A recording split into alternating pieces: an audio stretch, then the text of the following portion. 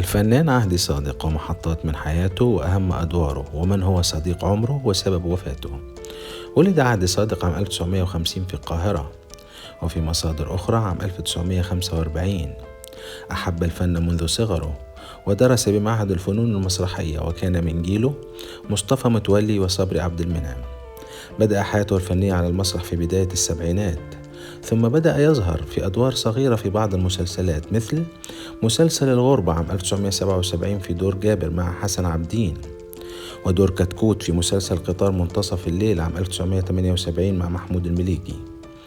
غير أن أشهر أدواره كانت في فترة الثمانينات، مثل دور الخمس في مسلسل ليالي الحلمية الجزء الأول عام 1987 والجزء الثاني عام 1989 وباقي الأجزاء، ودوره في مسلسل رأفت الهجان الجزء الأول عام 1988.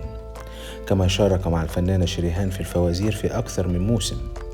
ومن أشهر أدواره أيضا دور طلبة في مسلسل أرابيسك عام 1994 مع صلاح السعدني، ودور تودري في مسلسل زيزينيا الجزء الأول عام 1997 والجزء الثاني عام 2000.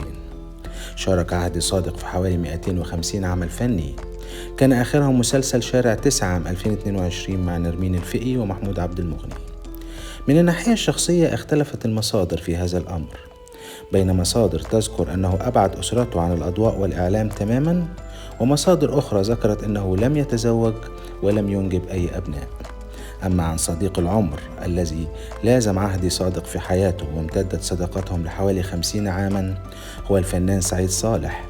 وقد قالت هند ابنة الفنان سعيد صالح أن الفنان عهدي صادق كان بمثابة عمها، وبعد موت الفنان سعيد صالح كان هو الأب الثاني ودائم السؤال عنها.